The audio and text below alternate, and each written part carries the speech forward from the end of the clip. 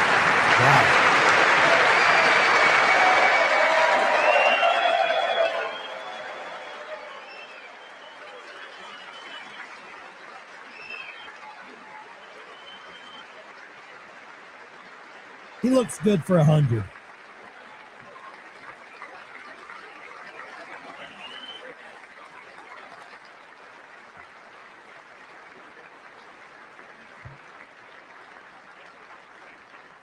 So, buddy, you're a brave man, and we salute you.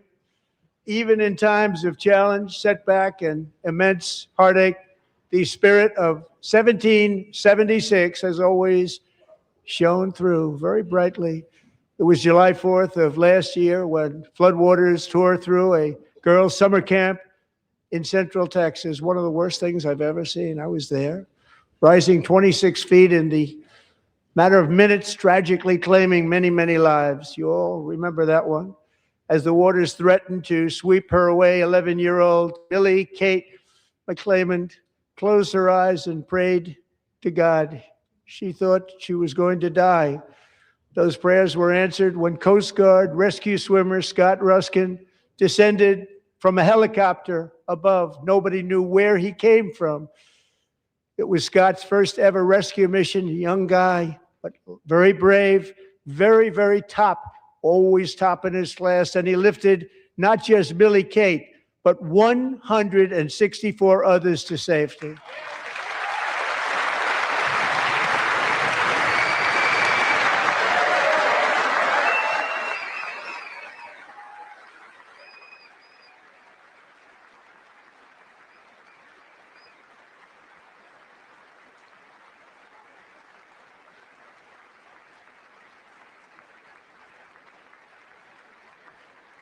People watched Scott, couldn't believe what they were seeing. The winds were blowing, the rain was pouring, everything was going, and that rapid are here together, reunited for the very first time. Thank you, Scott, Millie Kate.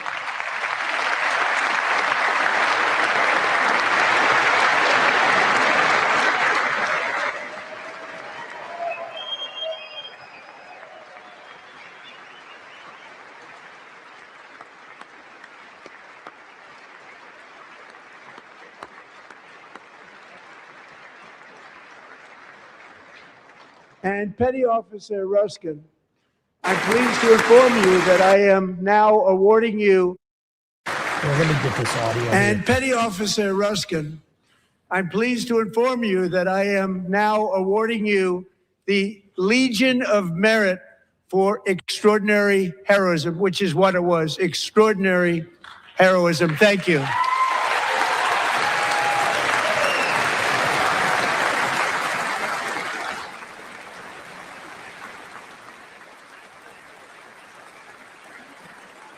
And I'd like to have the military aid to please come down. Horrible audio there. And take care of the service, military aid. Thank you very much. I'll try to get some better Take care of audio that very important service. Thank you very much.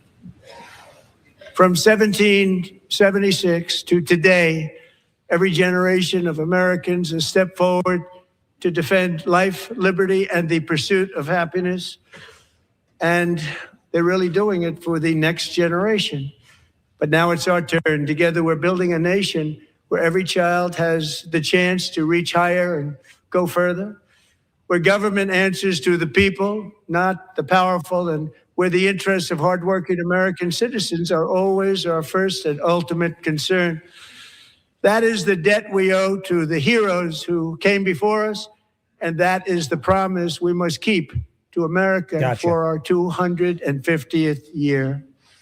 Last year, I urged this Congress to begin the mission by passing the largest tax cuts in American history, and our Republican majorities delivered so beautifully. Thank you, Republicans.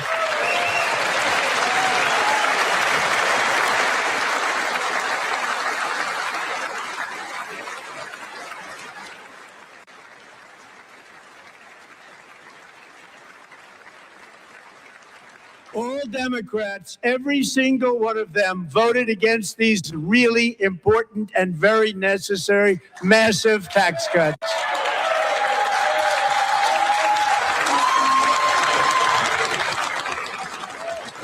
They wanted large-scale tax increases to hurt the people instead. But we held strong, and with the great, big, beautiful bill, we gave you no tax on tips, no tax on overtime, and no tax on Social Security for our great seniors.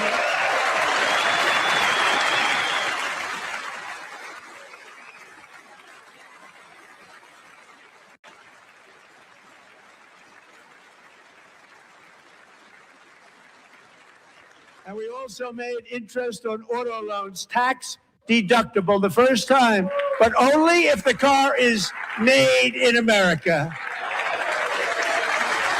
Yeah, we'll go here. Megan is here this evening, and she's happy to tell you that she is so much richer because with no tax on tips, no tax on overtime, and our expanded child tax credit done again by Republicans, Megan and her husband will take home more than $5,000 extra just for the year, cutting her tax bill in more than half.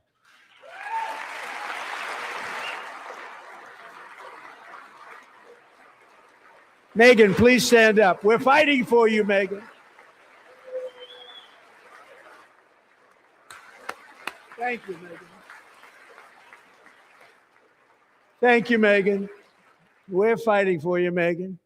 Under our bill, parents like Megan can also activate their children's brand new Trump accounts. And I didn't name it. I did not name it. I did not name that.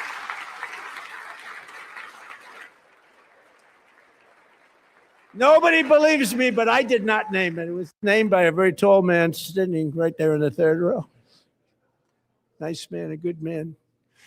Tax-free investment accounts for every American child. This is something that's so special and has taken off and gone through the roof. Millions will be pre-funded courtesy of the U.S. Treasury and private individuals like Michael and Susan Dell, who have donated $6.25 billion to fund the Trump accounts for 25 million American children. They're great people.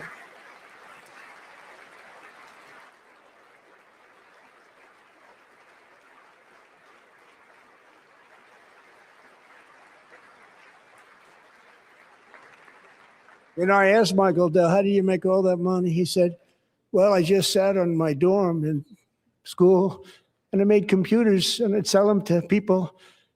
And I just kept selling and selling and selling. And pretty amazing story. That's called the American dream. He sold a lot of computers, a lot of those laptops. So I congratulate him on that. But I really thank him and Susan, as well as others like Brad Gerstner, a very tremendous guy. He was behind it right from the beginning. Brad Gerstner. Thank you, Brad.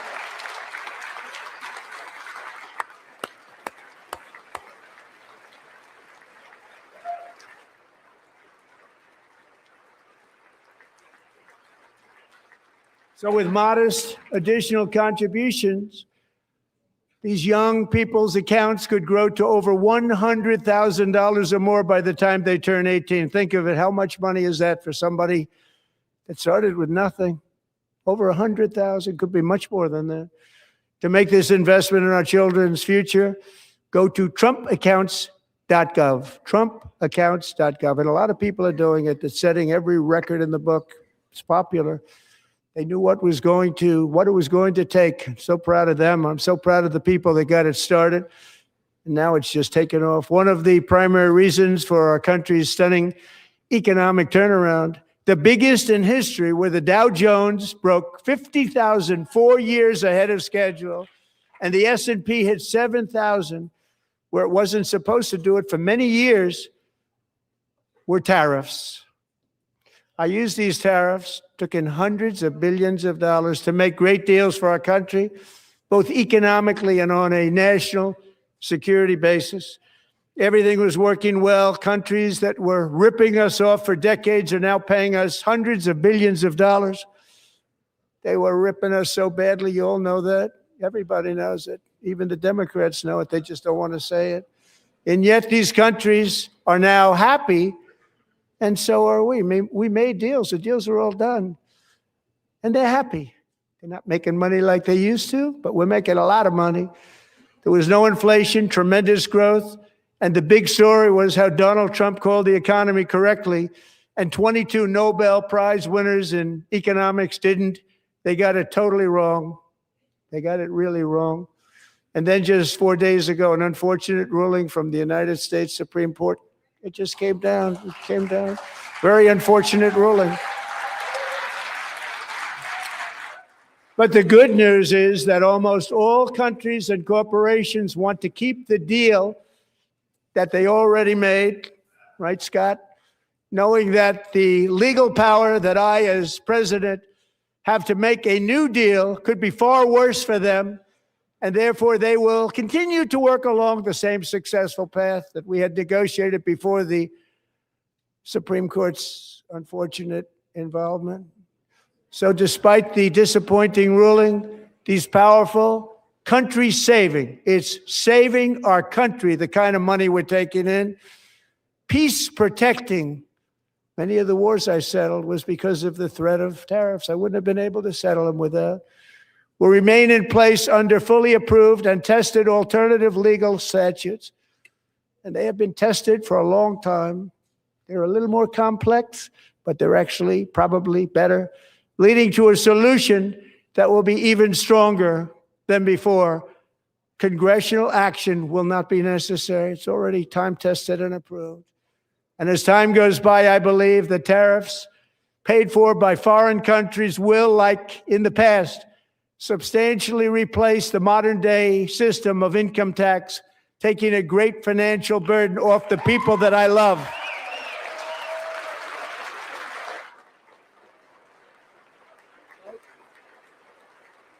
Right?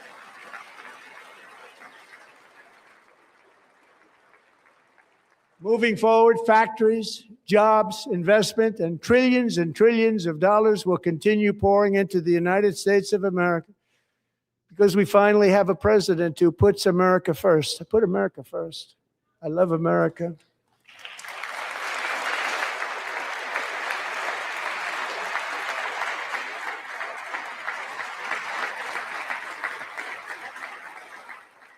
For decades before I came along, we had the exact opposite. From trade to healthcare, from energy to immigration, everything was stolen and rigged in order to drain the wealth out of the productive, hardworking people who make our country great, who make our country run. Under Biden and his corrupt partners in Congress and beyond, it reached a breaking point with the Green New scam, open borders for everyone. They poured in by the millions and millions from prisons, from mental institutions. They were murderers, 11,888 murders. They came into our country. You allowed that to happen. And record-setting inflation that cost the typical family $34,000 in just a speck of time. Now the same people in this chamber who voted for those disasters suddenly use the word affordability, a word, they just used it.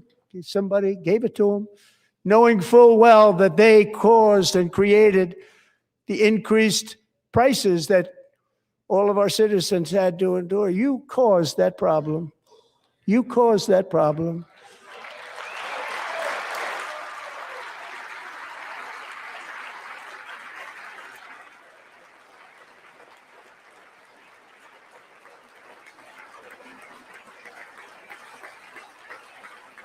They knew their statements were a lie. They knew it. They knew their statements were a dirty, rotten lie. Their policies created the high prices. Our policies are rapidly ending them. We are doing really well. Those prices are plummeting downward.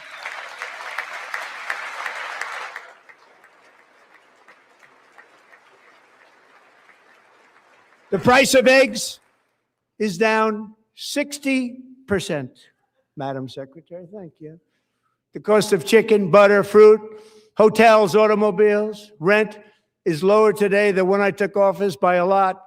And even beef, which was very high, is starting to come down significantly. Just hold on a little while. We're getting it down. And soon you will see numbers that few people would think were possible to achieve just a short time ago. Nobody can believe when they see the kind of numbers, and especially energy, when they see energy going down to numbers like that, they cannot believe it. It's like another big tax cut. I'm also confronting one of the biggest ripoffs of our times, the crushing cost of health care caused by you. Since the passage of the Unaffordable Care Act, sometimes referred to as Obamacare, big insurance companies have gotten rich. It was meant for the insurance companies, not for the people. With our government giving them hundreds and hundreds of billions of dollars a year as their stock prices soared 1,000, 1,200, 1,400, and even 1,700%, like nothing else. That's why I introduced the great healthcare plan. I want to stop all payments to big insurance companies and instead give that money directly to the people so they can buy their own healthcare, which will be better healthcare at a much lower cost.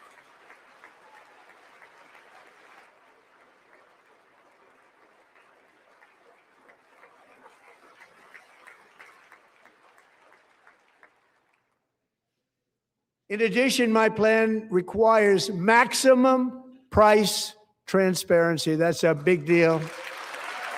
Sounds so simple, so big. And I did that in my first term, and the Democrats immediately terminated it with full knowledge that they were doing a very bad thing for the people. Costs were going to go way up, and that's what happened. And now I'm bringing them way down on healthcare and everything else. I'm also ending the wildly inflated cost of prescription drugs like has never happened before.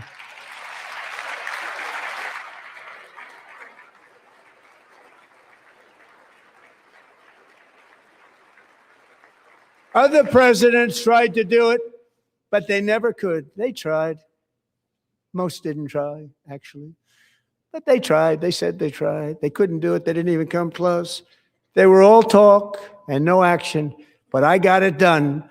Under my just enacted most favored nation agreements, Americans who have for decades paid by far the highest prices of any nation anywhere in the world for prescription drugs will now pay the lowest price anywhere in the world for drugs. Anywhere, the lowest price.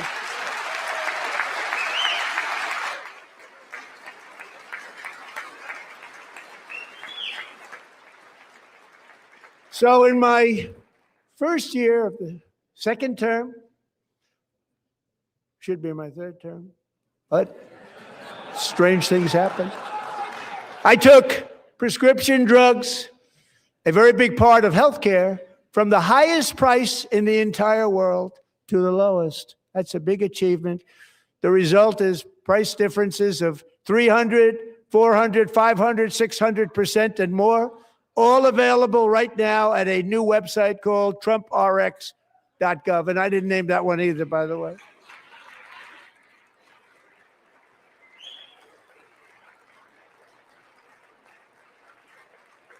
And here tonight is the very first customer ever to get that big discount, and it is big, Catherine Rayner. For 5 years, she and her husband have struggled with infertility, and they turned to IVF. One drug has been costing Catherine $4,000 to purchase. But a few weeks ago, she logged onto the TrumpRx website and got that same drug that cost $4,000, got it for under $500. A reduction of much more, actually, than $3,500. Catherine, we are all praying for you, and you're going to be a great mom.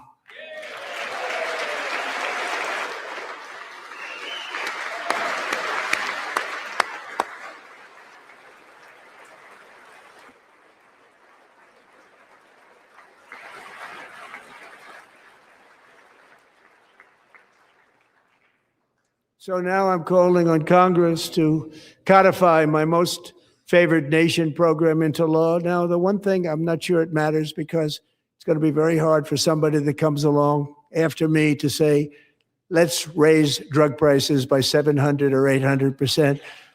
But John and Mike, if you don't mind, codify it anyway. They may do it. Codify it anyway. Thank you. Many Americans are also concerned that energy demand from AI data centers could unfairly drive up their electric utility bills. Tonight, I'm pleased to announce that I have negotiated the new rate Payer Protection Pledge. You know what that is? We're telling the major tech companies that they have the obligation to provide for their own power needs. They can build their own power plants as part of their factory so that no one's prices will go up. And in many cases, prices of electricity will go down for the community, and very substantially down. This is a unique strategy never used in this country before. We have an old grid. It could never handle the kind of numbers, the amount of electricity that's needed. So I'm telling them they can build their own plant. They're going to produce their own electricity. It will ensure the company's ability to get electricity while at the same time lowering prices of electricity for you, and could be very substantial for all of you cities and towns. You're going to see some good things happen over the next number of years. Another pillar of the American dream that has been under attack is home ownership. With us tonight is Rachel Wiggins, a mom of two from Houston. She placed bids on 20 homes and lost all of those bids to gigantic investment firms that bypassed inspection, paid all cash, and turned those houses into rentals, stealing away her American dream. She was devastated. Stories like this are why last month I signed executive order to ban large Wall Street investment firms from buying up in the thousands single-family homes.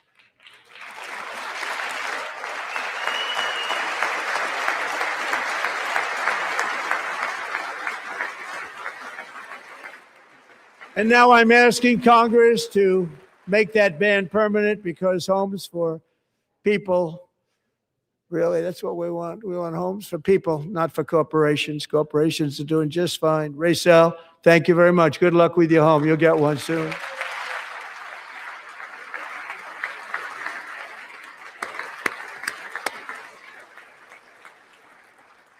We're also working to make it easier for Americans to save for retirement. And under this administration, we will always protect Social Security and Medicare. They are not protecting it for our seniors. We will always protect Social Security, Medicare, Medicaid.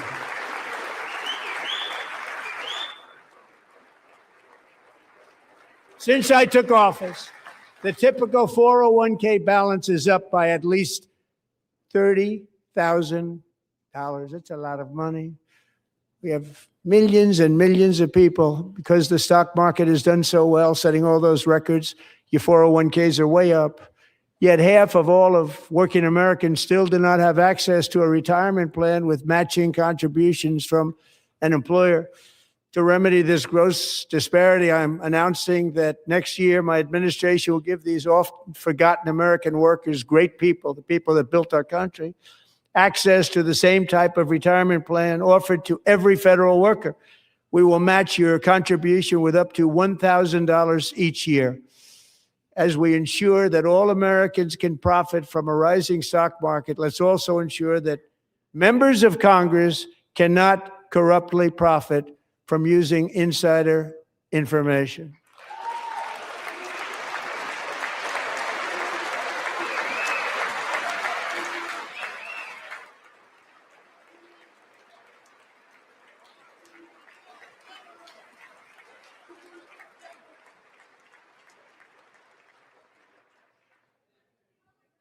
They stood up for that. I can't believe it.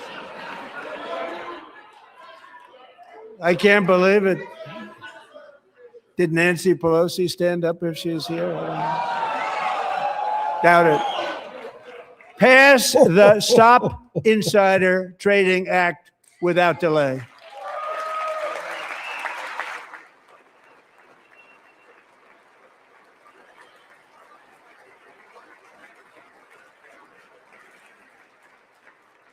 I wasn't sure if anybody even on this side was going to applaud for that. I'm very impressed. Thank you. I'm very impressed. But when it comes to the corruption that is plundering, it's plundering America.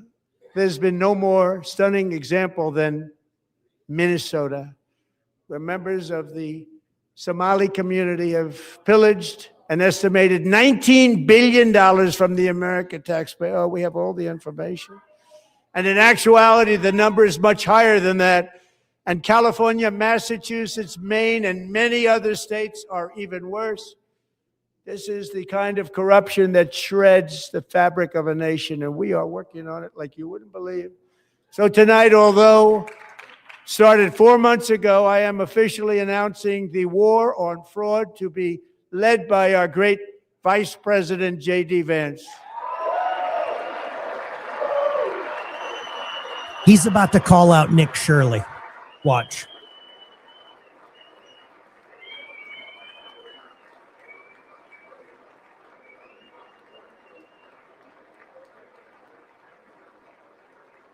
He'll get it done. Find enough of that fraud, we will actually have a balanced budget overnight. It'll go very quickly.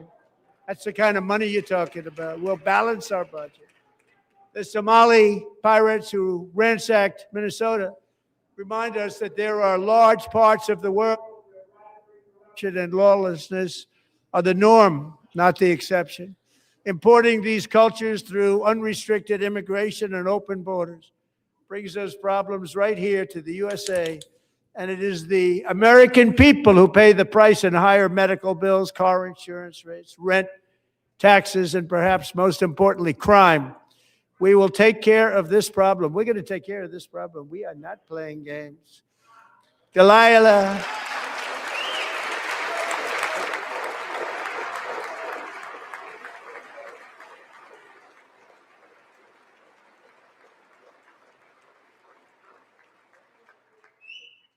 Delilah Colden was only 5 years old in June 2024 when a 18-wheel tractor trailer plowed into her stopped car traveling at 60 miles an hour or more.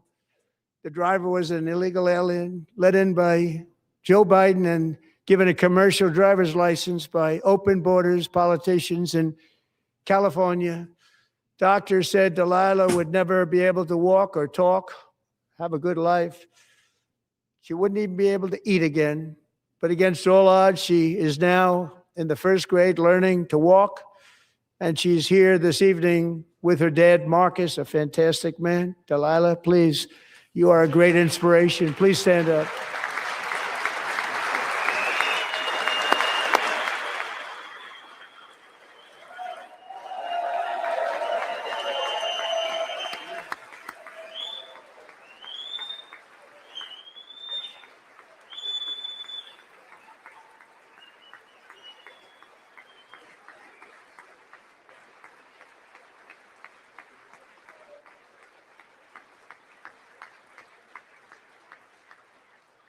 Thank you, Delilah.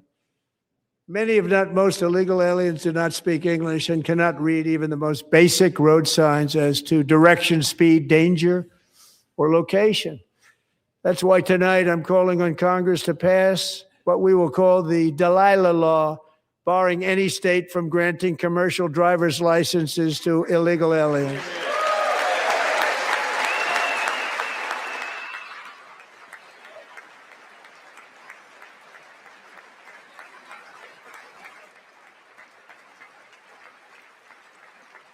And yesterday, as you probably saw at the White House, I hosted a ceremony with Americans who lost their treasured loved ones to the scourge of illegal immigration. People came into our country, how we allowed this to happen with our open borders. These are the angel moms and families that for decades our government betrayed and our media totally ignored. It was terrible. Hard to believe, actually.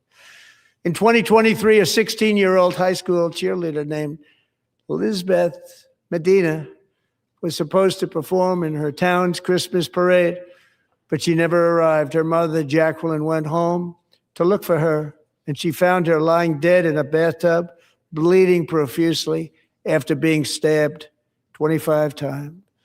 Elizabeth's killer was a previously arrested illegal alien who had broken in and brutally extinguished the brightest light in her family's life, violently and viciously. Her heartbroken mother is in the gallery to remind everyone in this chamber exactly why we are deporting illegal alien criminals to our country at record numbers, and we're getting them the hell out of here fast. We don't want them.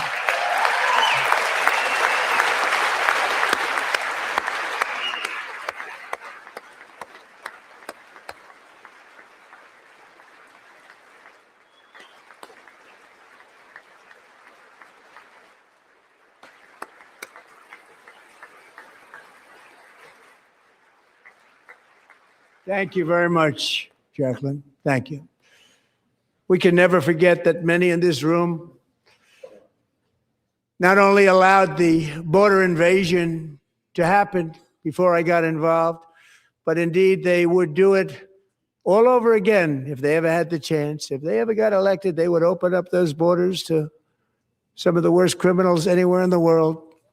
The only thing standing between Americans and a wide open border right now is President Donald J. Trump and our great Republican patriots in Congress. Thank you. Thank you.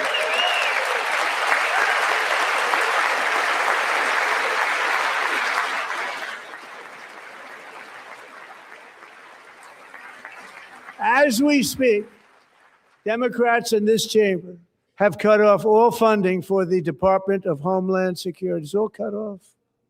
It's all cut off. They have instituted another Democrat shutdown, the first one costing us 2 points on GDP. 2 points we lost on GDP, which probably made them quite happy, actually. Now they have closed the agency responsible for protecting Americans from terrorists and murderers. Tonight, I'm demanding the full and immediate restoration of all funding for the border security, homeland security of the United States, and also for helping people clean up their snow. We have no money because of the Democrats, and it would be nice. We'd love to give you a hand at cleaning it up, but you gave no money. Nobody's getting paid. It's a shame. So you have to think about it. We have, in case you didn't know, a pretty large snowstorm out there. One of the great things about the State of the Union is how it gives Americans the chance to see clearly what their representatives really believe. So tonight, I'm inviting every legislator to join with my administration in reaffirming a fundamental principle. If you agree with this statement, then stand up and show your support. The first duty of the American government is to protect American citizens, not illegal aliens.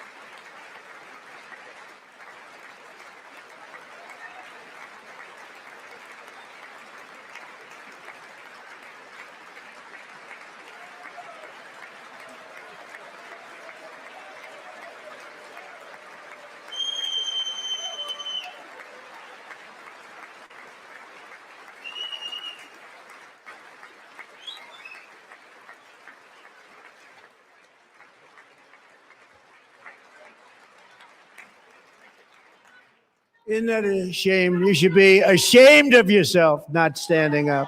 You should be ashamed of yourself.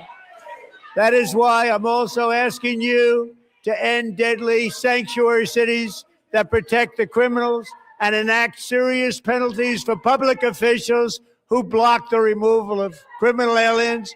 In many cases, drug lords, murderers all over our country, they're blocking the removal of these people out of our country, and you should be ashamed of yourself.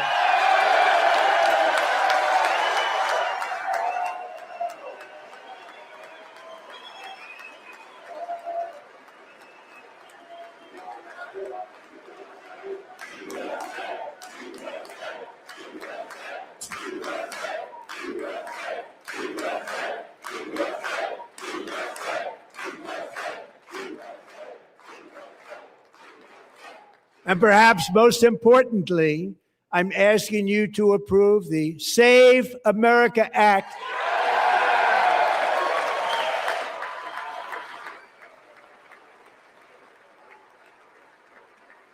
To stop illegal aliens and others who are unpermitted persons from voting in our sacred American elections. That cheating is rampant in our elections. It's rampant. It's very simple. All voters must show voter ID.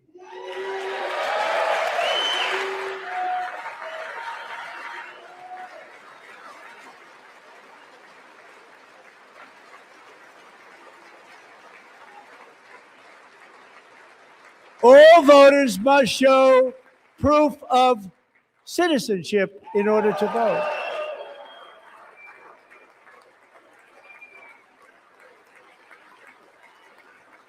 And no more crooked mail-in ballots except for illness, disability, military, or travel. None. And this should be an easy one. And by the way, it's polling at 89%, including Democrats, 89%.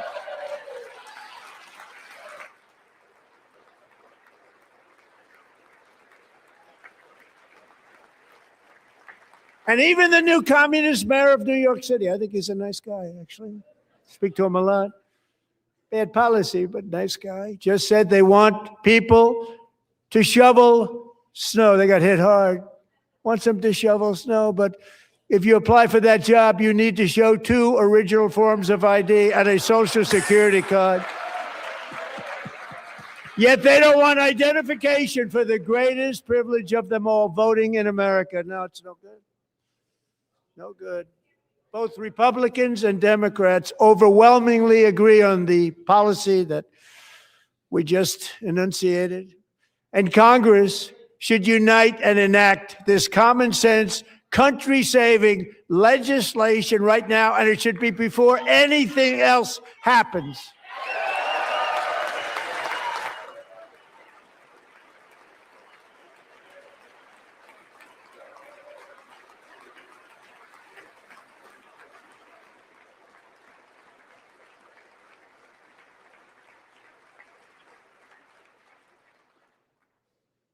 And the reason they don't want to do it, why would anybody not want voter ID? One reason, because they want to cheat. There's only one reason.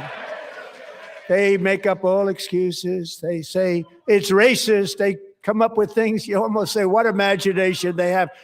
They want to cheat. They have cheated. And their policy is so bad that the only way they can get elected is to cheat. And we're going to stop it. We have to stop it, John. John Thune.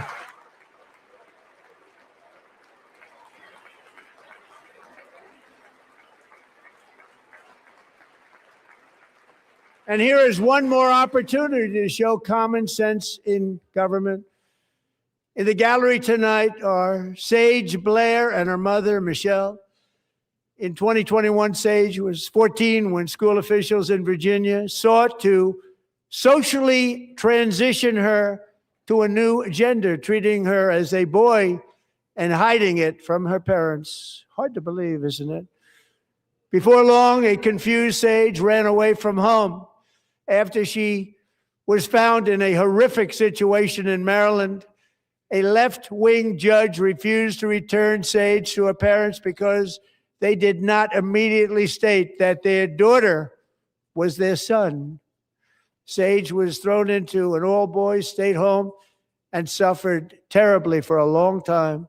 But today, all of that is behind them because Sage is a proud and wonderful young woman with a full ride scholarship to Liberty University.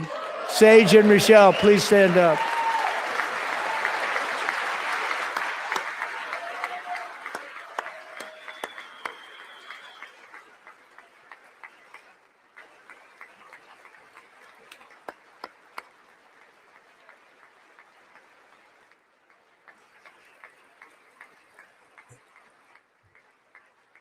And thank you for your great bravery. And who can believe that we're even speaking about things like this? 15 years ago, if somebody was up here and said that, they'd say, what's wrong with him? But now we have to say it because it's going on all over numerous states without even telling the parents. But surely we can all agree no state can be allowed to rip children from their parents' arms and transition them to a new gender against the parents' will. Who would believe that we're even talking about this? We must ban it, and we must ban it immediately.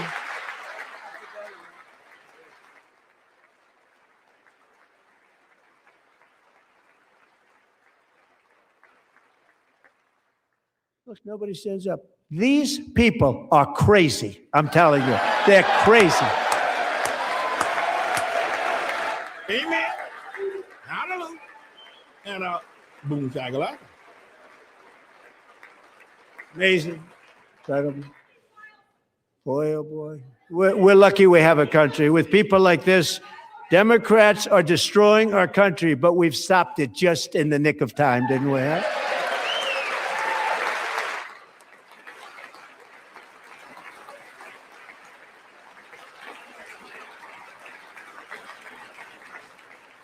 No one cares more about protecting America's youth than our wonderful First Lady, now a movie star. She's a movie star. Can you believe it? Who would have believed that? Over the past year, she has had an incredible impact championing AI legislation, advancing a landmark executive order on foster care, and helping secure $30 million to launch the Melania Trump Foster Youth to Independence Initiative. It's a tremendous, really a tremendous thing that happened and had a lot of bipartisan support. She gets much better bipartisan support than I do. I get none. She gets a lot. Someday you're going to have to tell me how you did that.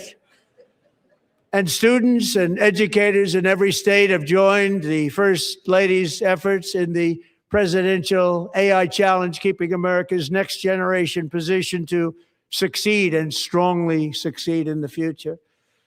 Tonight, we welcome two young people whose lives reflect the First Lady's impact, Sierra Burns and Everest Nevermont. Thank you both, and Melania, thank you. I know how hard you worked on it. Thank you very much.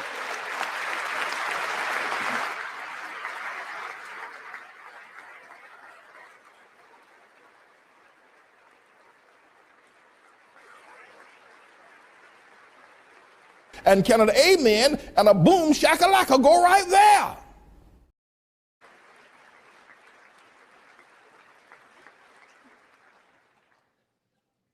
I'm very proud to say that during my time in office, both the first 4 years and in particular this last year, there has been a tremendous renewal in religion, faith, Christianity, and belief in God. Tremendous renewal. I am tired of this.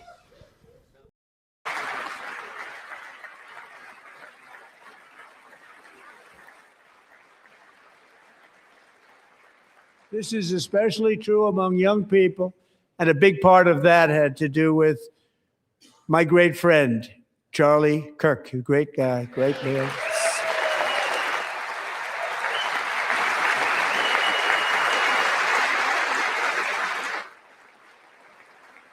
So last year, Charlie was violently murdered by an assassin and martyred, really martyred for his beliefs. His wonderful wife, Erica, is with us tonight. Erica, please stand.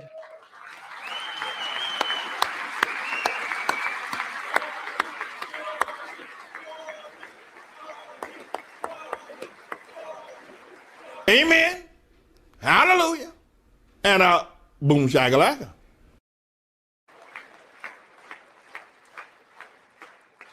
Thank you, Erica. Been through a lot. In Charlie's memory, we must all come together to reaffirm that America is one nation under God, and we must totally reject political violence of any kind.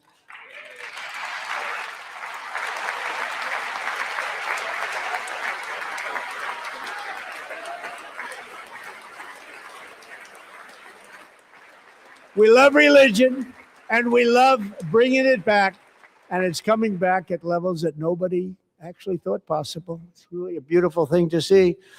Above all, unleashing America's promise requires keeping our communities safe.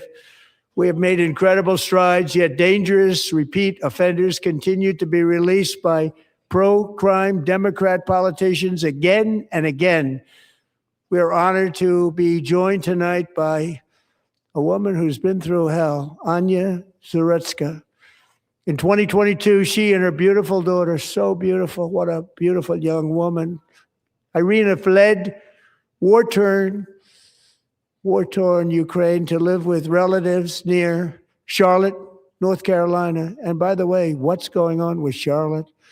Last summer, 23-year-old Irina was riding home on the train when a deranged monster who had been arrested over a dozen times and was released through no cash bail stood up and viciously slashed a knife through her neck and body. No one will ever forget there were people on that train.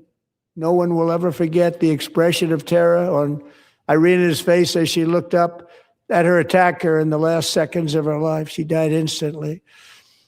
She had escaped a brutal war only to be slain by a hardened criminal, set free to kill in America, came in through open borders. Mrs. Zaretska, tonight I promise you we will ensure justice for your magnificent daughter, Irina.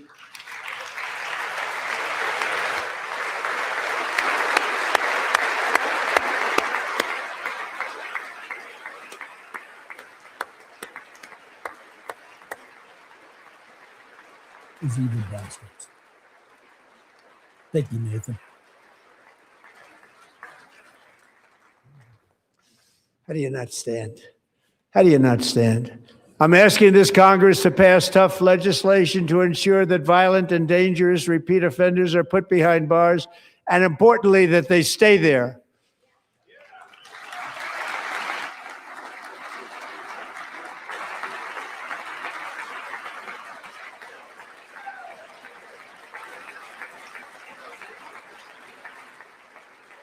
Starting last summer, I deployed our National Guard and federal law enforcement to restore law and order to our most dangerous cities, including Memphis, Tennessee, big success, New Orleans, Louisiana, big success, and our nation's capital itself, Washington, D.C., where we have almost no crime anymore in Washington, D.C. How did that happen?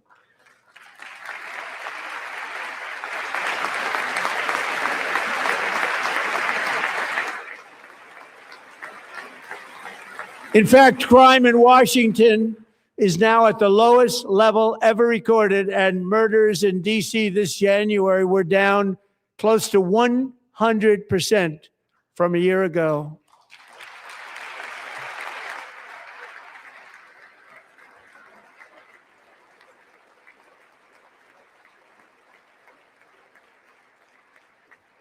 They don't like to hear that. One of the sick people, one of the brave service members who helped achieve this stunning turnaround was 20-year-old West Virginia Army National Guard Specialist Sarah Beckstrom. After a 4-month deployment, she voluntarily extended her service, and her rank was going to be lifted. She was doing so well. They were so proud of her. But the very next day, she was on patrol near the White House when she was ambushed and shot in the head by a terrorist monster from Afghanistan. Shouldn't have been in our country.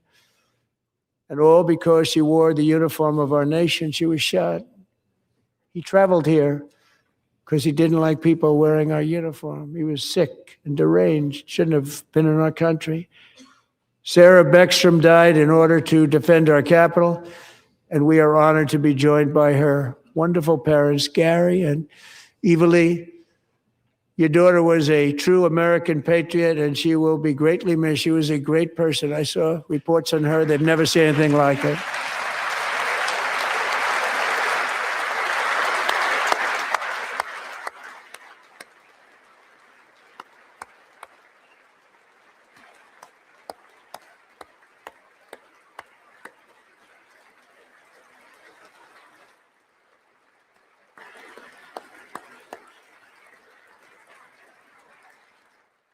So sorry. Thank you very much.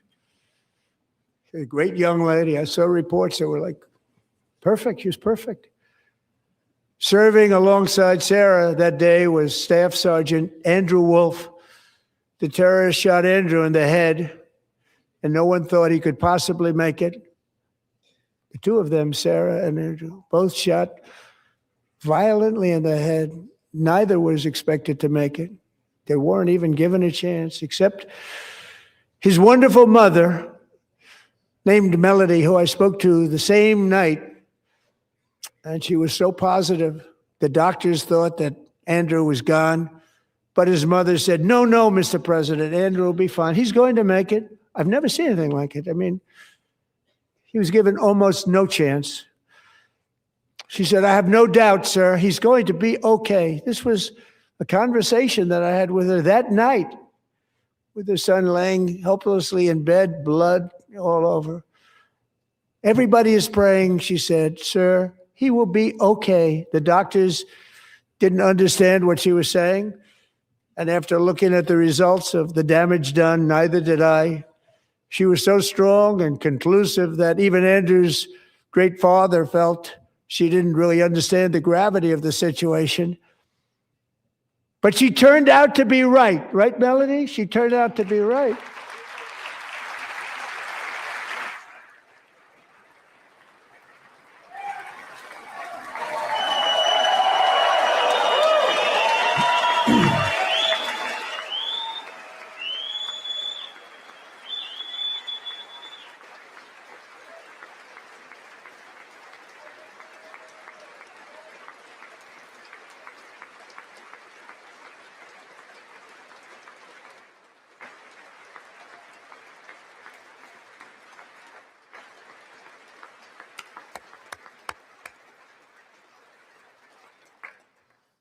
Amazing, actually.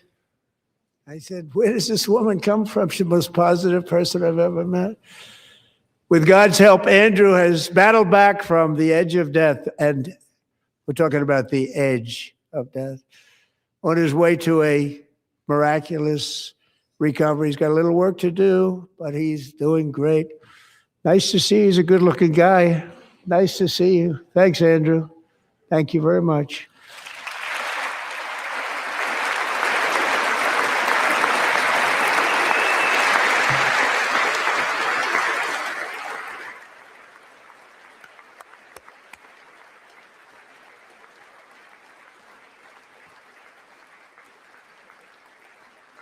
So, Andrew, while you're up, now I'm going to ask a highly respected General James Seward to present Staff Sergeant Andrew Wolf and the great family of Sarah Beckstrom with the award created by our late, great President George Washington himself. It's called the Purple Heart.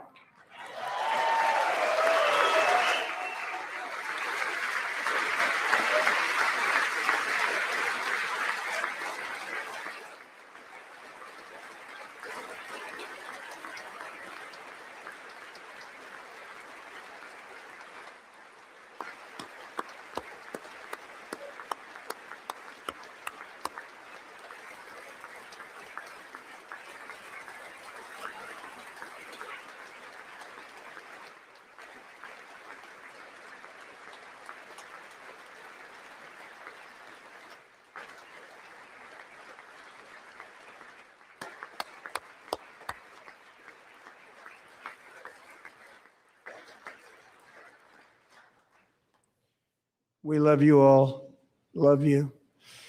We're proudly restoring safety for Americans at home, and we are also restoring security for Americans abroad. Our country has never been stronger. My first 10 months, I ended 8 wars, including Cambodia. Isn't it funny? Sick people. Cambodia and Thailand, Pakistan and India. Would have been a nuclear war. 35 million people, said the Prime Minister of Pakistan, would have died if it were not for my involvement. Kosovo and Serbia, Israel and Iran, Egypt and Ethiopia, Armenia and Azerbaijan, the Congo and Rwanda, and of course the war in Gaza, which proceeds at a very low level. It's just about there. And I want to thank Steve Witkoff and Jared Kushner for your help. Thank you, Steve. Thank you, Jared.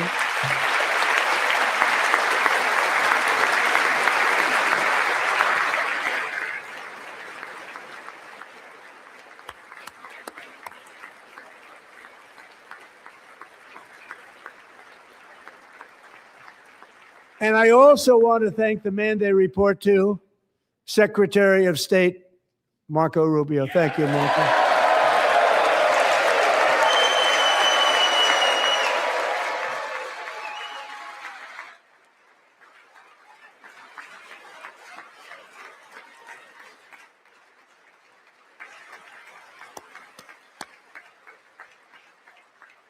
People like you.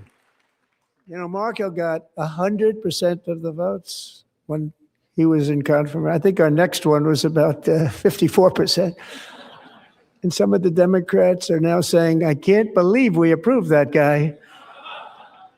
And he said it's an honor that they feel that way, right, Marco? You have done a great job, great Secretary of State. I think he'll go down as the best ever.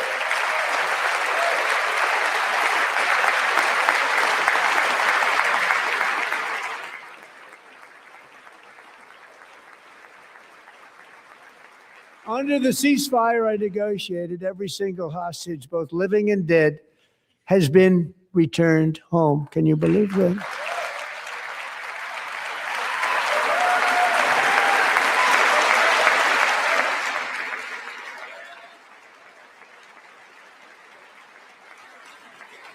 Nobody thought it was possible.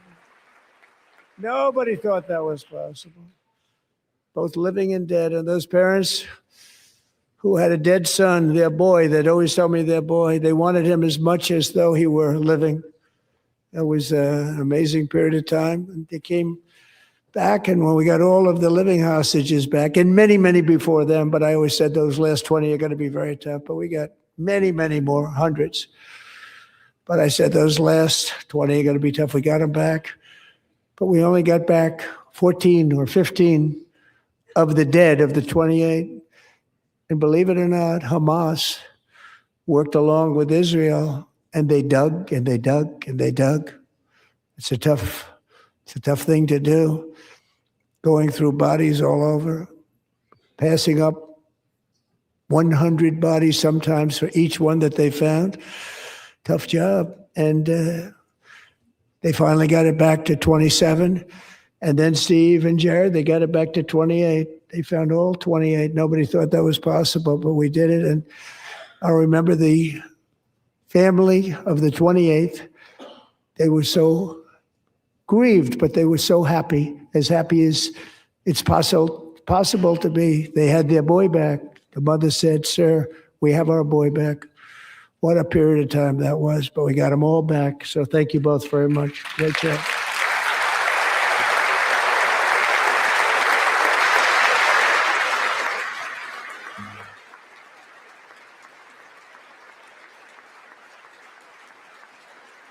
And we're working very hard to end the ninth war, the killing and slaughter between Russia and Ukraine, where 25,000 soldiers are dying each and every month. Think of that, 25,000 soldiers are dying a month. A war which would have never happened if I were president, would have never happened. As president, I will make peace wherever I can, but I will never hesitate to confront threats to America wherever we must.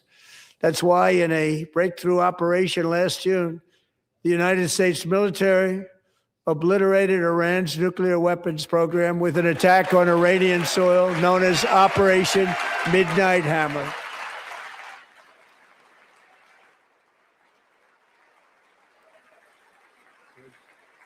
Good.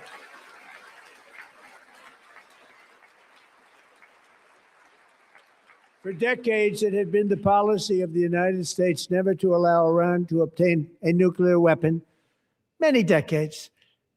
Since they seized control of that proud nation 47 years ago, the regime and its murderous proxies have spread nothing but terrorism and death and hate. They've killed and maimed thousands of American service members and hundreds of thousands and even millions of people. with what's called roadside bombs. They were the kings of the roadside bomb. And we took out Soleimani. I did that during my first term. Had a huge impact. He was the father of the roadside bomb.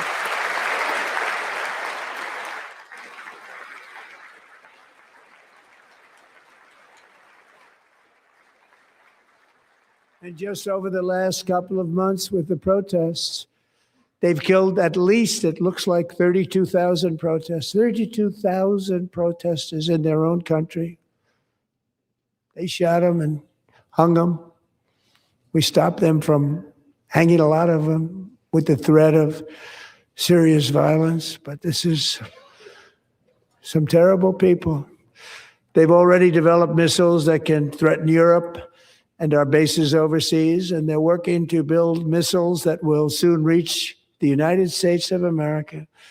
After Midnight Hammer, they were warned to make no future attempts to rebuild their weapons program, and in particular, nuclear weapons. Yet they continue, starting it all over. We wiped it out, and they want to start all over again, and are at this moment again pursuing their sinister ambitions. We are in negotiations with them. They want to make a deal, but we haven't heard those secret words. We will never have a nuclear weapon. My preference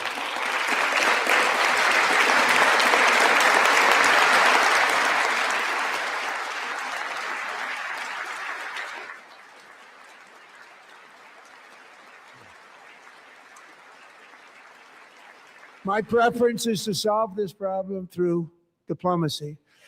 But one thing is certain, I will never allow the world's #1 sponsor of terror, which they are by far, to have a nuclear weapon. Can't let that happen.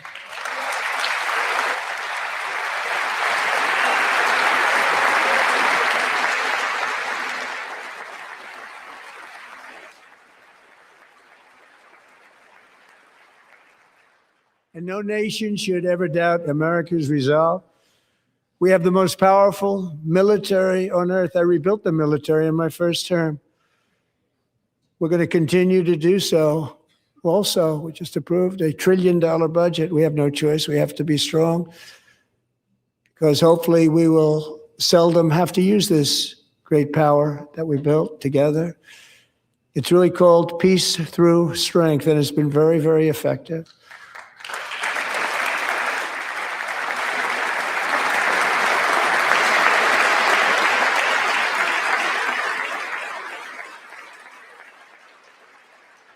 So thanks to Republicans in Congress, we're investing that record number of dollars, have no choice, in the United States Armed Forces. Also creating a lot of jobs, but we're not even doing it for that reason. Because as I said, we have more jobs, more people working today than ever before in the history of our country. And NATO countries are friends and allies. They are. They're our friends and they're our allies. Have just agreed at my very strong request to pay 5% of GDP for military defense rather than the 2%, which they weren't paying. We were paying for almost all of NATO. Now they're paying 5 as opposed to not paying 2.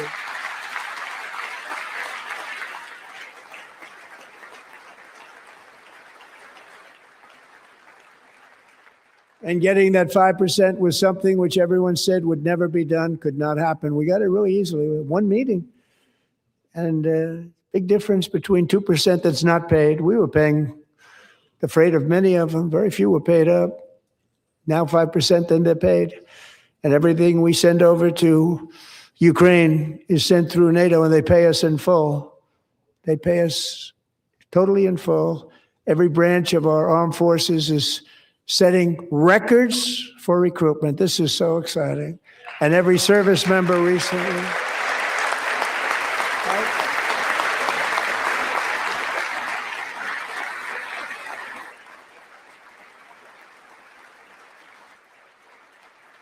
And every service member recently received a warrior dividend of $1,776.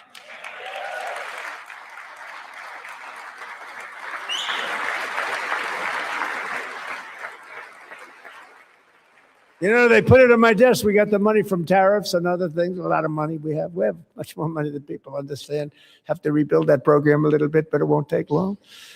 But we got the money, and it was $1,775, and they wanted my approval. And I said, "What's the number?" $1,775. I said, "Wait a minute. For one more dollar, we can have $1,776. It's going to." I said, "We're going to figure that." I never asked anybody if we could afford it. One more dollar. I said $1,776, and I said, "That's good." And I'll tell you what, our military. That was 4 months ago, our military, I never see a person in the military that doesn't thank me for it, so we're honored to do it. They deserve it. And we call it 1776. It was great. And we love our military. We love our law enforcement. We love our firemen. You know, the firemen don't get mentioned enough. We love our firemen. We're also...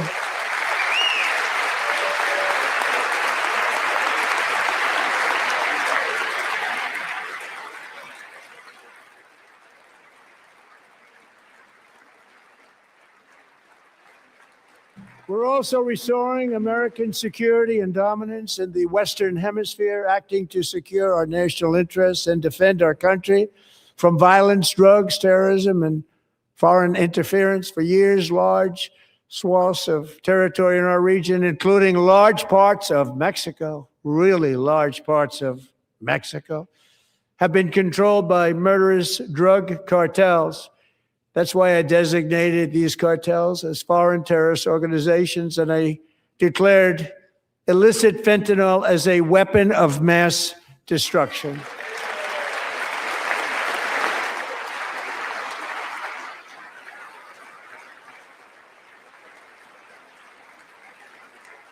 And with our new military campaign, we have stopped record amounts of drugs coming into our country and virtually stopped it completely coming in by water or sea. You probably noticed that. We very seriously damaged their fishing industry also. Nobody wants to go fishing anymore. We've also taken down one of the most sinister cartel kingpins of all. You saw that yesterday. In January,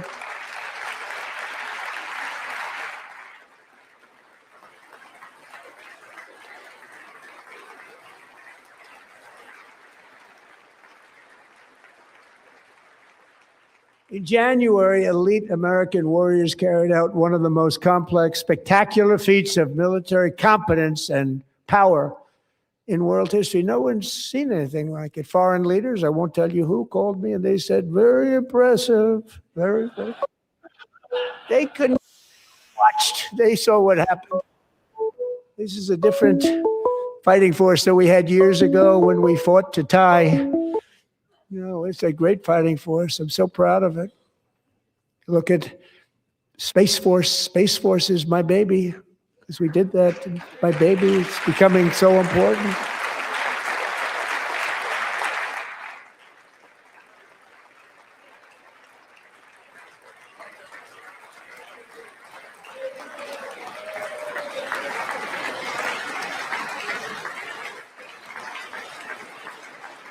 And America's armed forces overwhelmed all defenses and utterly defeated an enemy, good fighters, to end the reign of outlaw dictator Nicolas Maduro and bring him to face American justice.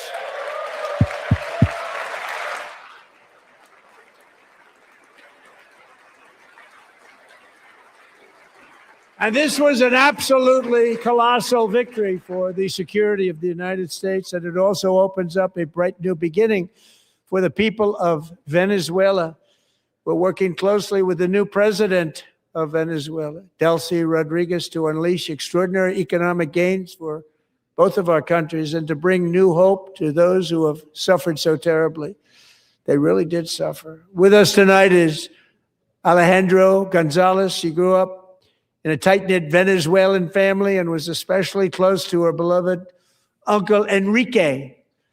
But after Enrique ran for office and opposed Maduro, he was kidnapped by Maduro's security forces and thrown into the regime's really infamous prison in Caracas.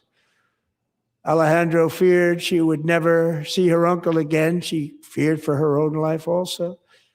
But since the raid, we have worked with the new leadership, and they have ordered the closure of that vile prison and released hundreds of political prisoners already, with more to come.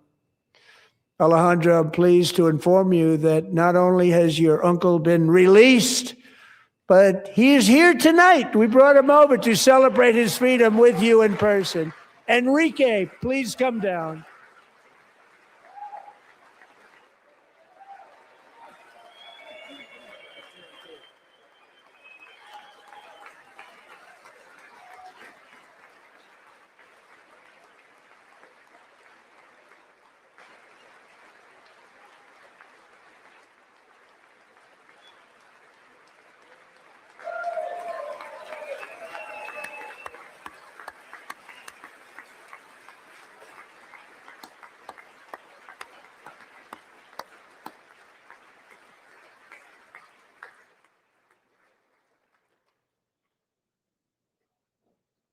Thank you, Enrique. Have a good time. Nice to have you back, Enrique. There were many heroes on that January raid to capture Maduro, really great heroes. It was very dangerous. They knew we were coming. They were all set. But the deeds of one warrior that night will live forever in the eternal chronicles of military valor. Chief Warrant Officer 5, Eric Slover, planned the mission and was the flight lead in the cockpit of the first helicopter, a big, beautiful, powerful helicopter. It was a massive Chinook carrying, as you can imagine, many, many American warfighters. Wearing the dog tags, his wife Amy had blessed with holy water before he left. She knew it was going to be a rough one. Eric steered the Chinook under the cover of night and descended swiftly upon Maduro's heavily protected military fortress. This was a major military installation, protected by thousands of soldiers and guarded by Russian and Chinese military technology. How did that work out? Not too good. While preparing to land, enemy machine guns fired from every angle, and Eric was hit very badly in the leg and hip, one bullet after another. He absorbed 4 agonizing shots, shredding his leg into numerous pieces. And yet, despite the fact that the use of his legs was vital to successful helicopter flight, legs are the most important part of flying a helicopter, to deliver the many commandos who would capture and detain Maduro was the only thing Eric was thinking about. Then, even as he was gushing blood, which was flowing back down the aisle, helicopter lands at a steep angle. The machine gun stood right in front of him. They were right in front of him, 2 machine gunners who escaped the wrath of the previous planes. Eric maneuvered his helicopter with all of those lives and souls to face the enemy and let his gunners eliminate the threat. Turned the helicopter around so the gunners could take care of business, saving the lives of his fellow warriors from what could have been a catastrophic crash deep in enemy territory. Only after safely landing the helicopter with all the warriors aboard in the exact right spot, which was vital to the mission. We probably would have had to maybe cancel the mission if that didn't happen. Eric told his co-pilot, also wounded, but not as gravely, to take over. I'm about ready to pass out. The success of the entire mission and the lives of his fellow warriors hinge on Eric's ability to take the searing pain. It was unbelievable what's happened to his legs of the bullets and keep on flying and landing, and people knew what was happening. Everybody in the back of the helicopter knew because they saw the blood pouring down the aisle. Chief Warrant Officer Slover is still recovering from his serious wounds, but I'm thrilled to say that he is here tonight with his wife, Amy, Eric, and Amy. Come on in.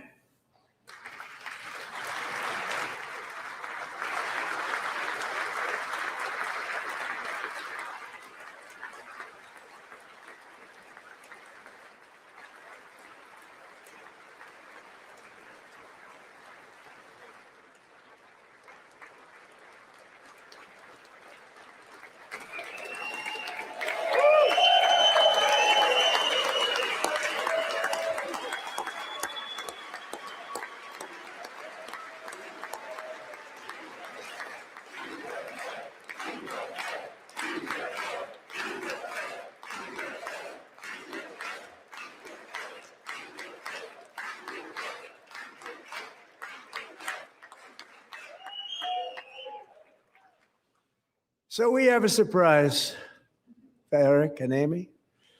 In recognition of Eric's actions above and beyond the call of duty, I would now like to ask General Jonathan Braga to present Chief Warrant Officer Slover with our nation's highest military award, the Congressional Medal of Honor. Holy crap. You don't get to see this often, guys.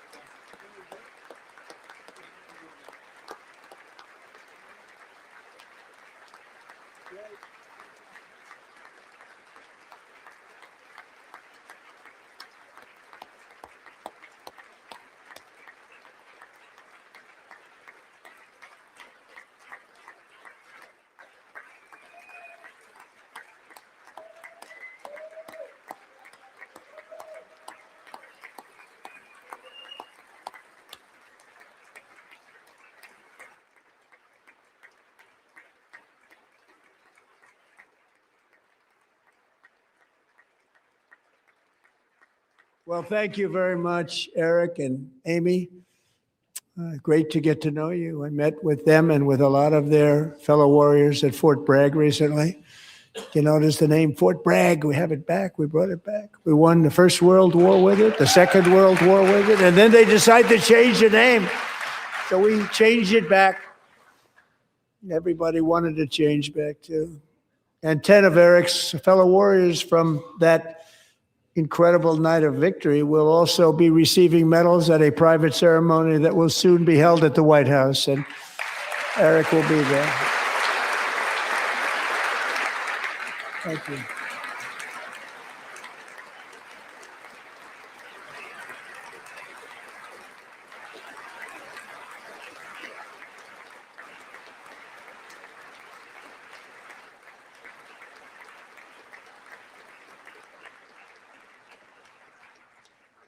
Thank you, Eric.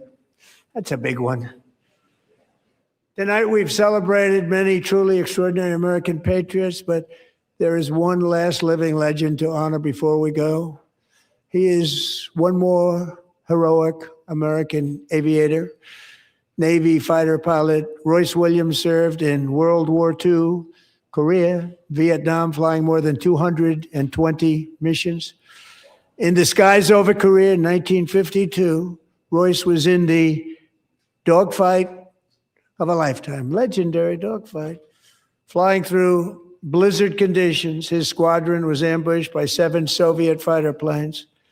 It was his first aerial combat of the war, and despite being massively outnumbered and outgunned, Royce led the takedown of 4 enemy jets and almost destroyed the others, vanquishing his adversaries while taking 263 bullets to his own plane and being seriously hurt. His story was secret for over 50 years. He didn't even want to tell his wife, but the legend grew and grew. But tonight, at 100 years old, this brave Navy captain is finally getting the recognition he deserves. He was a legend long before this evening. Royce, please stand up, and I will ask the First Lady of the United States to present Captain Royce Williams with his Congressional Medal of Honor.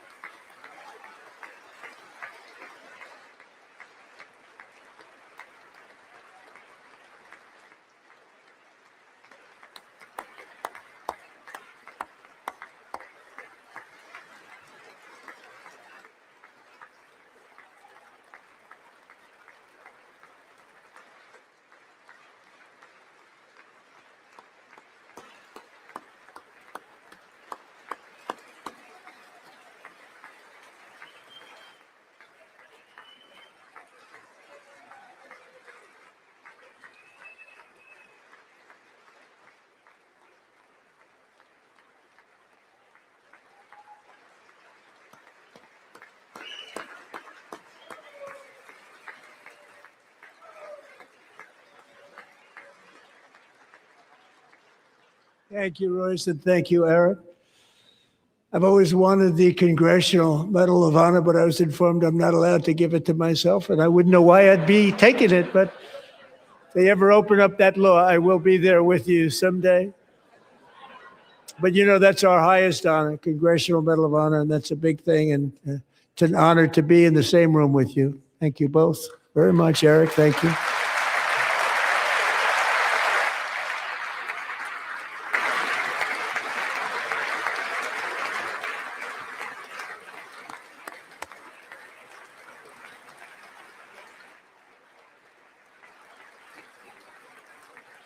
Thank you.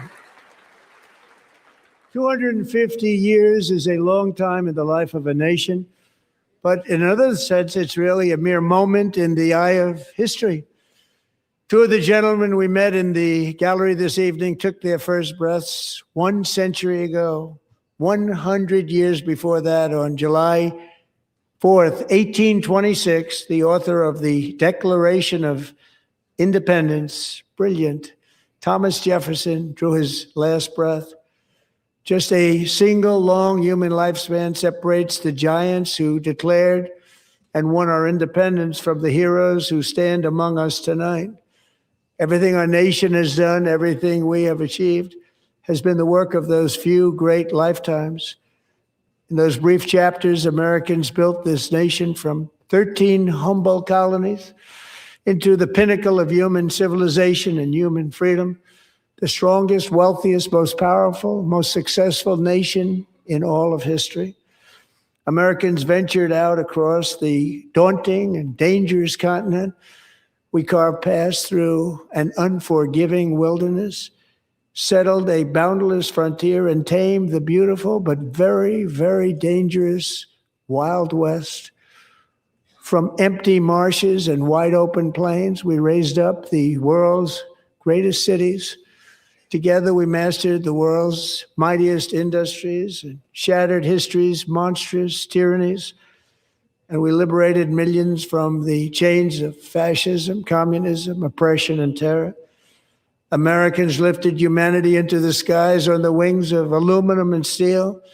And then we launched mankind into the stars on rockets powered by sheer American will and unyielding American pride.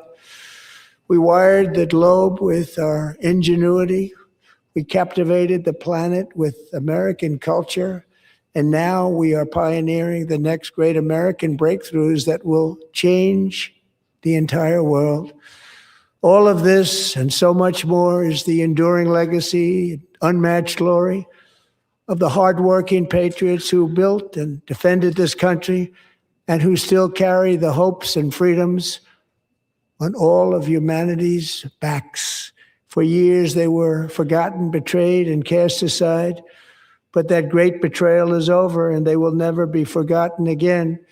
Because when the world needs courage, daring, vision, and inspiration, it is still turning to America. And when God needs a nation to work his miracles, he knows exactly who to ask. There is no challenge Americans cannot overcome, no frontier too vast for us to conquer, no dream too bold for us to chase, no horizon too distant for us to claim.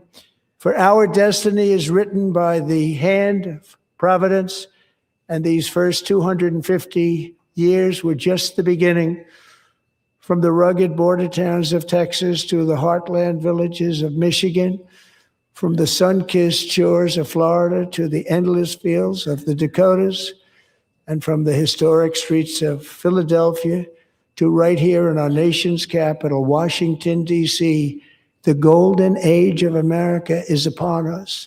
The revolution that began in 1776 has not ended. It still continues because the flame of liberty and independence still burns in the heart of every American patriot. And our future will be bigger, better, brighter, bolder, and more glorious than ever before. Thank you, God bless you, and God bless America. Tip the hat right there.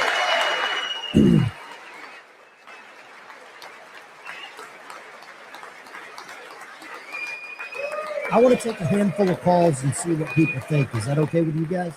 Would y'all like to take a couple of calls just to see how people respond? This is all pomp and circumstance. They're going to be all like, walking out and kissing hands and all this other crap. Okay. All right. I want to see the response from the people. Somebody said no big reveals. You're whatever. Be as negative as you want. I don't care. I literally don't care. Trump's the man. You're not. There we go. Lines are open.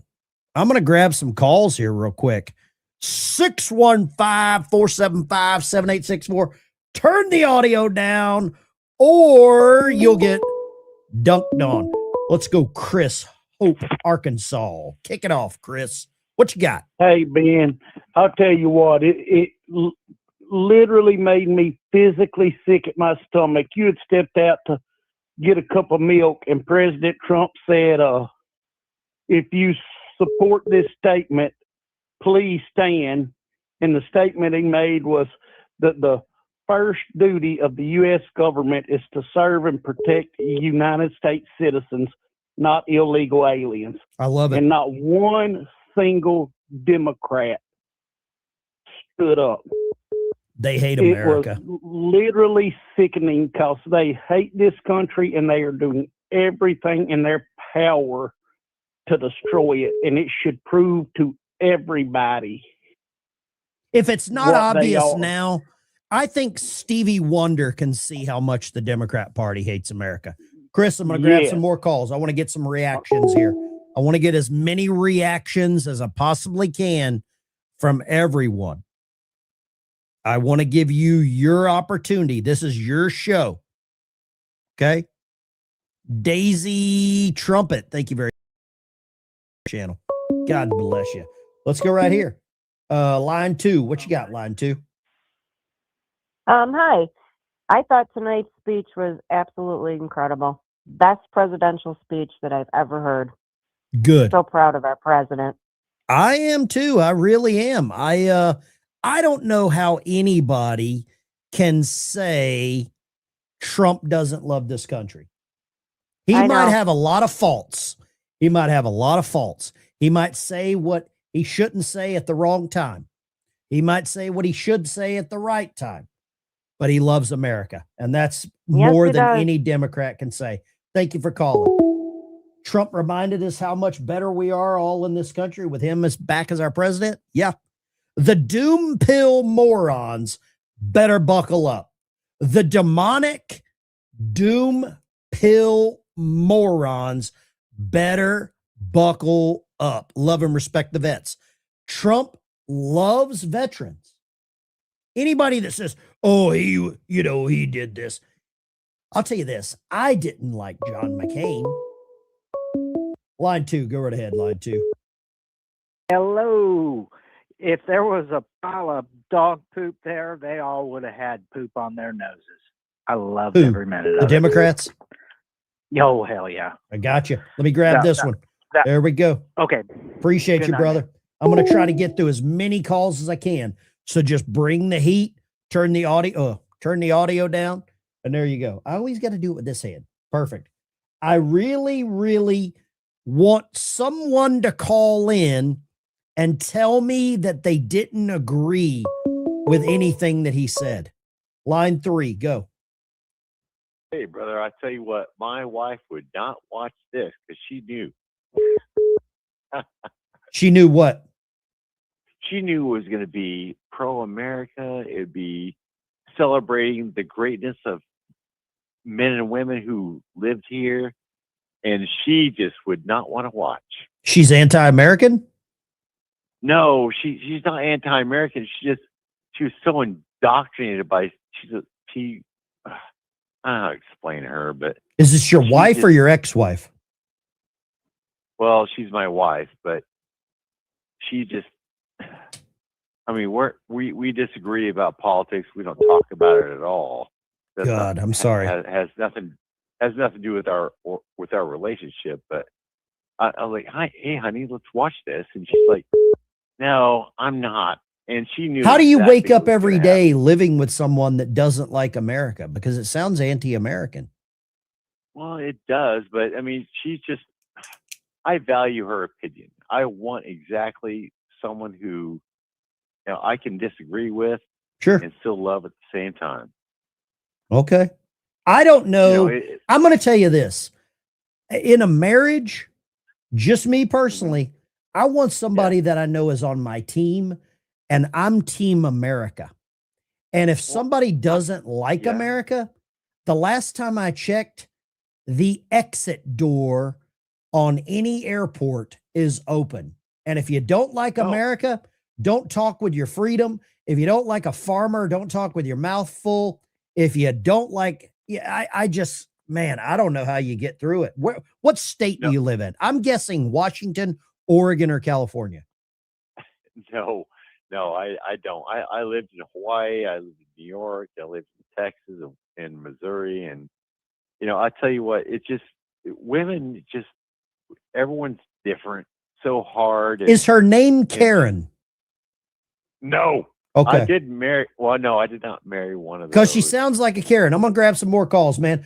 Good luck. God bless. I don't know what to tell you. God bless I'd you. become friends with a divorce attorney. God bless you. I don't know if that's going to last. I wish the best. I got to say a big shout out to Tammy Ash for the flags and guitars for the veterans. Thank you so much, Tammy. Let me give Tammy a big boom shakalaka. Tammy, I'll get you in a second. Let's go right here. Line 2. What you got, line 2? Hey, Ben, this is Cynthia Peterson, and I am just love you. Thank you, Cynthia. I appreciate you. God bless you. I do. And I watched the president's epic. I just can't even say how much I love you. Well, thank you. Thank you. Chuck Schumer sucks. Okay, I'm going to grab the next call. Sound like may had a little too much reunity. What you got? Line 3. Hi, Ben. This is your sister out of Illinois. God bless you. I ain't talked to you in a while. What's going on, sister? I've been busy working, trying to stay afloat, but I was calling because the first person to get up there to make a fool out of himself is Al Green. Oh, what is that all about? He walks pretty good without a walking cane when he tries to use it as a weapon. What do you think? I don't know. I think they get he's getting a little bit hunched over because he's turning into a Planet of the Apes. Oh my God. What do you think overall, scale of 1 to 10, 1 being horrible, 10 being amazing? What did you give Trump's speech tonight? A 10. I love him. I love this country. United States is it. Get all of the immigrants out. You don't want me to go there, but I'm with you 110%. You know, it is so pleasant to hear a hardworking woman loving America. I'm a nerd. Loving America. You take care of your family. You raised them right. And you are not bamboozled by the cloud of lies that the Democrat Party puts up. You know? No, and I live on a farm, and I'm so tucked back, I only see aliens, and I'm not talking illegal aliens. Oh my God, you're the best. I don't care what any Democrat says about you. You take care. God bless you, sister. I love you. All right, love you. Bye. Yes, ma'am. Let's grab some more calls. Man, we got some good reactions to this speech. I think that speech was a roller coaster of emotion. When he started calling out the Democrats to their face, when he looked right at them and said, "You damn liars." I loved it. Bobby, Tennessee, make it smoke, Bobby. Make it smoke. Hey, my favorite part, well, the 2 Congressional Medal honors. Okay. I salute them. One of them was 100 years old. The other probably one of the youngest that ever got that. Yeah. And 2, when he called the Democrats crazy people, he said, "These people are crazy." Yeah. That killed me right there. I mean, I died laughing at that. But I'm going to tell you, it brought tears to my eyes what he did tonight. Several occasions. Yeah, I agree. Bobby, you're the best. I'm going to grab another call here. You take care, brother. God bless you, Bobby. Bobby in Tennessee. Make it smoke, Bobby. Make it smoke. If you know where that's from, you're a good human. you watch some good TV. You watch some real good TV. Lines are open. If you want to get your reaction in, if servicemen in uniform can't support the commander-in-chief at SOTU, okay, let's talk about this. CF Rob. CF Rob, I want to tell you something right here. It's not that the servicemen and women in uniform cannot support the president. They cannot stand up. The Joint Chiefs of Staff remain nonpartisan. They sit in solemn solitude. It's not that they can stand up or can't. That is not part of what their uniform is about. Line 3, go. California here, George. I tell you what, that was a goat. He's the greatest of all times. You know, I took a minute to jump over to the communist station. All they can do is dunk on everything he said. It's unbelievable. Oh, they're horrible humans, and they're living Crazy. miserable lives. George, I'm gonna grab this other call, brother. There we go. Line 3. What you got? This is Stanley Haggett. I live in Florida, and I'm proud to be a veteran after hearing Trump talk tonight. Thank you for calling, brother. God bless you. There we go. James, Virginia, communist state of Virginia.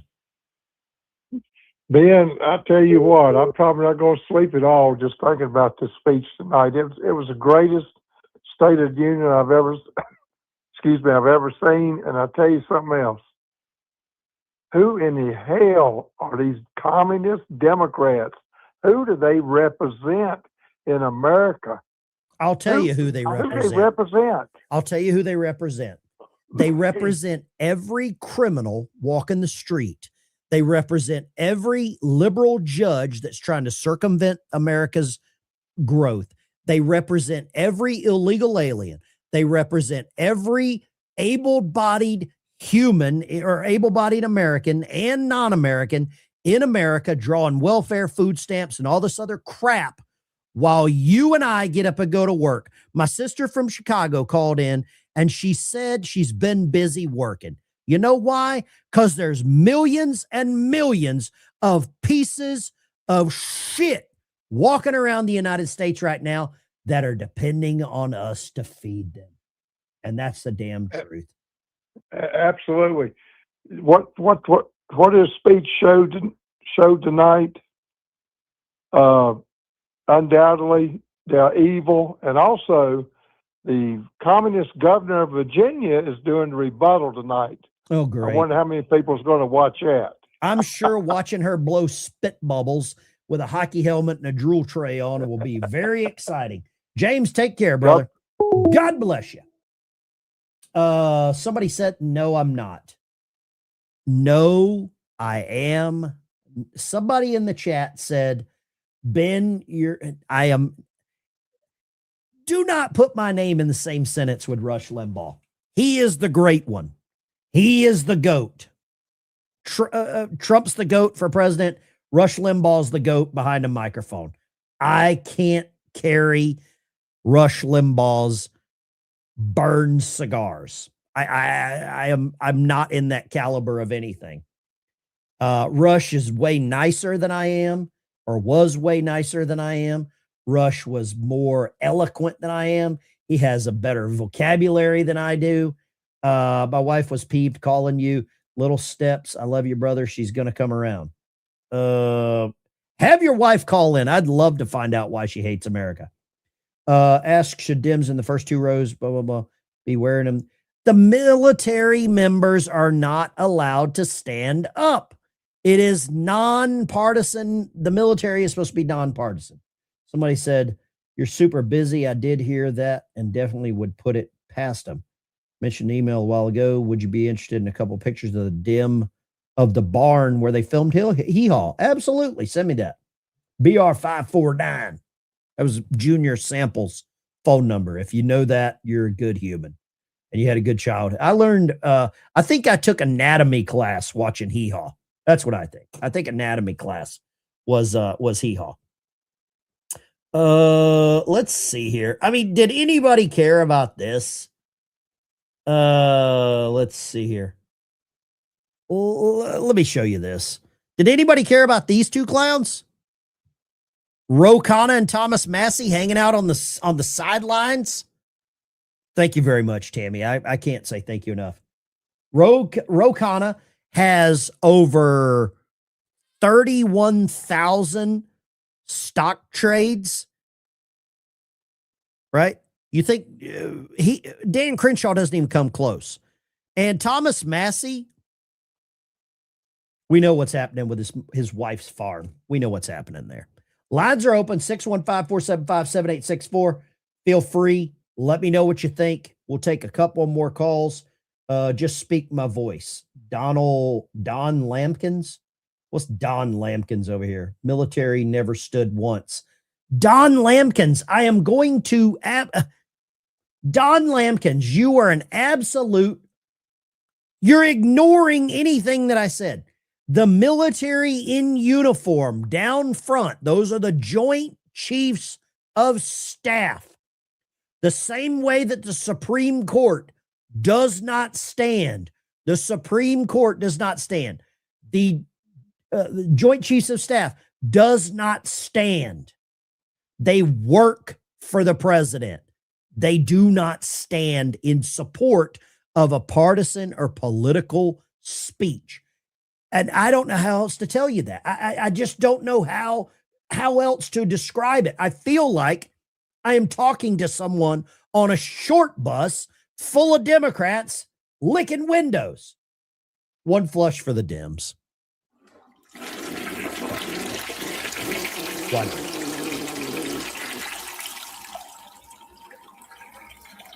Correct. Henry, they're not partisan. Sign language, you don't want me to use sign language. I only know one sign. It is the middle finger wave. That is the only sign language I know. Gosh. Okay. Featherman was the only one that stood every... Yeah, Fetterman looked good. Bennett's like, turn your volume down.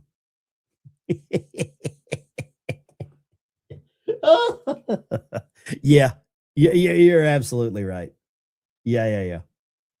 You owe us 2 more. I do. I banned like 3 people that live stream. Line 3, go. What you got? Line 3, the heavy breathing doesn't turn me on even this late.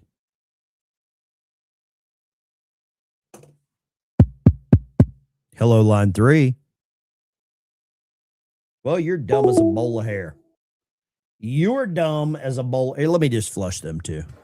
Okay, you're banned. You're banned. Mary Mad Nana, you asked it. You didn't know. You had no idea. Thank you very much. I appreciate that.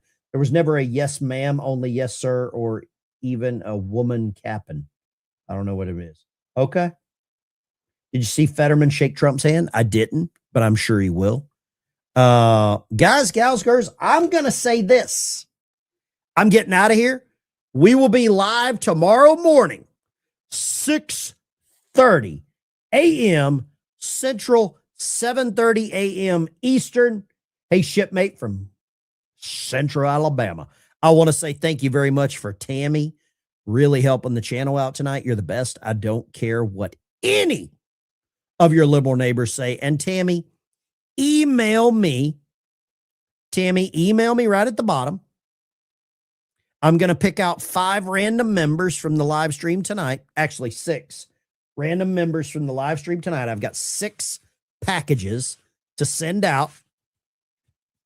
They're each going to have a crisp $2 bill. Join the channel as a member now. You'll get in the drawing. I'm going to send 6 out. Those will go out tomorrow. They're going to have a challenge coin from my challenge coin collection and a crisp $2 bill. The $2 and these $2 bills have never been near a stripper's butthole. Thank you for watching. I'll see you in the morning.